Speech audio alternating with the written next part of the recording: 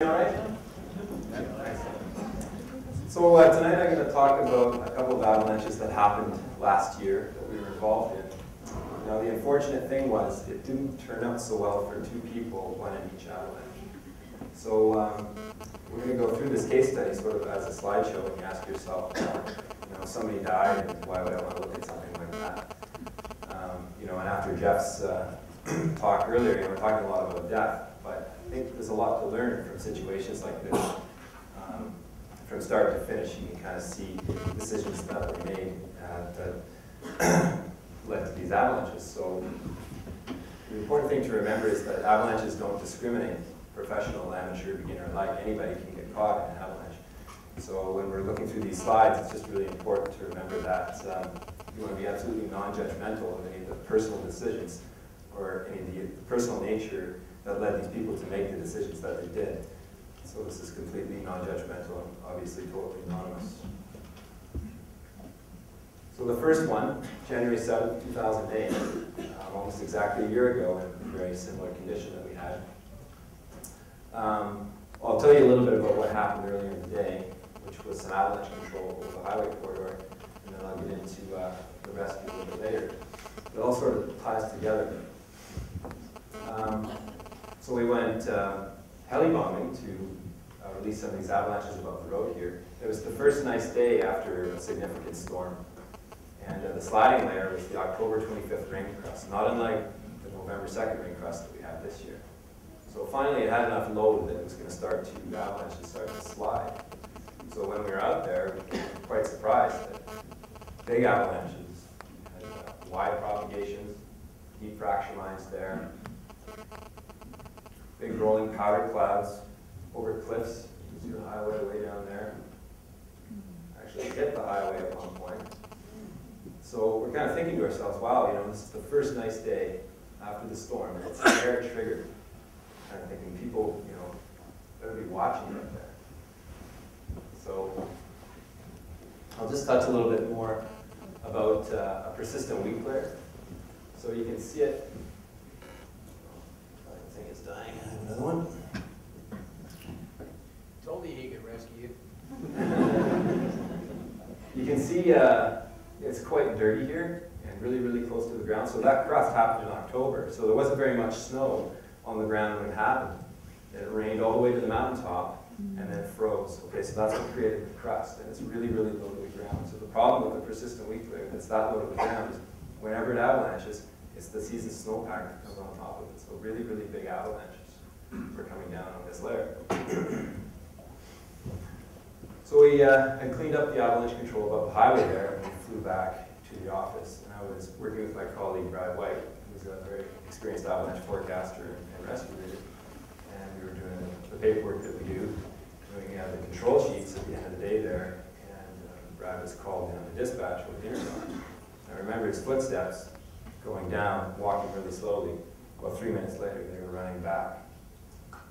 So what I'm going to do here, I'm going to play the actual live clip of the person calling in that his friend was buried in an avalanche. Okay, so this is real. Dispatch, you have an emergency? Yes, calling with RCD Dispatch. There's a report of an avalanche on Mountain St. Piran. Which mountain? Mountain St. Piran, P-I-R-A-N. P-I-R-A-N? Yeah. And I'm not familiar with that. I'm not familiar with that. Apparently it's at Lake Louise. Okay. And is there any people involved? Yeah, there's one person trapped. Can you hold on 1 second? I'll see if I get my group exclusive stuff for you. 1 second.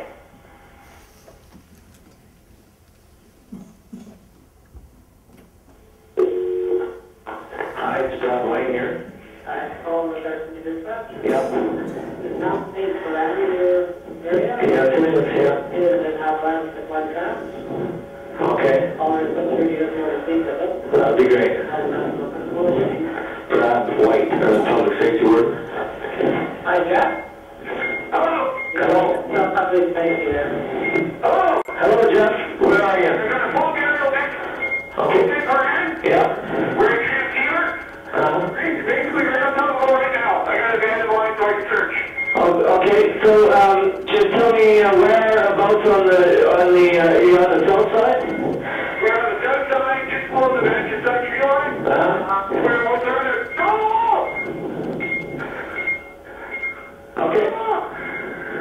Okay, keep searching, buddy. We'll be there. Okay. All right. Yeah, bye. All right. Still don't really like listening to that. But then you might ask, well, why do we play something like that? There's two reasons. One, it's a really clear indication that that's a situation that nobody ever wants to be in. And the other one's actually a positive thing. When he was calling in, he was displaying an exceptional ability to multitask. So what that fellow was doing, right up in there, avalanche happened, right? Processed what was going on, phoned in, turned his transceiver on, so he's operating a cell phone and an avalanche transceiver. He's skittering down an icy bed surface. He's talking to 2, maybe 3 different dispatchers to finally make his way to Brad. Then he's talking to Brad. And when he talked to Brad, he gave him perfect information. So I've got a full burial on Mount St. Piran. I've got abandoned the line so I could search. A little bit of prompting from Brad. He gave me more information on a tree line on the south side. So that's a really good indication that he had his stuff together. He did a really good job there. So this is what happened. They were skiing up the slide path right here. That's the rep track. The survivor was at the Red Star. The deceased was somewhere at the top of the yellow line. And the guy who lived, he managed to hold on to a tree as the whole thing went by. He was pretty lucky if they'd been a few steps back and might have been both of them. And then that's where the final victim came to rest there. So this is the search track. We could actually see his ski track in the icy bed surface on flying over the next day. And when he was talking to Brad, he was zigzagging back and forth, as you should, right? He might not have had a signal up there, but he's going back and forth across the deposit looking for that signal, talking on a cell phone and operating his transceiver. Okay, so this was the burial location right here. Now if you look at the burial time and the depth, he was only buried for 15 to 25 minutes. No trauma, and the depth was quite shallow, 68 centimeters. So, statistics would show that if there's no trauma, only buried 15 minutes. If you read the literature, it says that there's a chance for survival. But he didn't survive. So this just indicates that it's completely circumstantial. When you're riding down in an avalanche, it's just a roll of the dice at that point. You can be buried for 2 hours and survive, or 15 minutes and not survive. So it's completely circumstantial. So the next day we had to go and sort of determine what that sliding layer was. We wanted to know what happened a little bit more. And it turned out that's the October 25th rain crust right there. And that's looking sort of head on into it. Now what sort of comes to mind here are all these rocks poking out. And they wouldn't have known that at the time, but this was a really shallow and faceted snowpack in here, so really susceptible to triggering with that crust as well. So you're probably waiting for a point. But the point is, I'll just read it out in red. But before I do, there was available information. This was the avalanche bulletin the day before. So you can read the whole thing, but I'll just highlight the red part.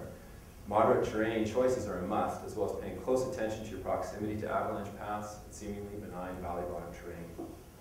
Okay? So where we're not going to look at, or what we're not going to look at, is the choices they made, whether to read this or not, or to interpret that in the correct fashion. The point we're trying to get across is that there is available information. And there are limitations to avalanche bulletins as well. I'll just touch on that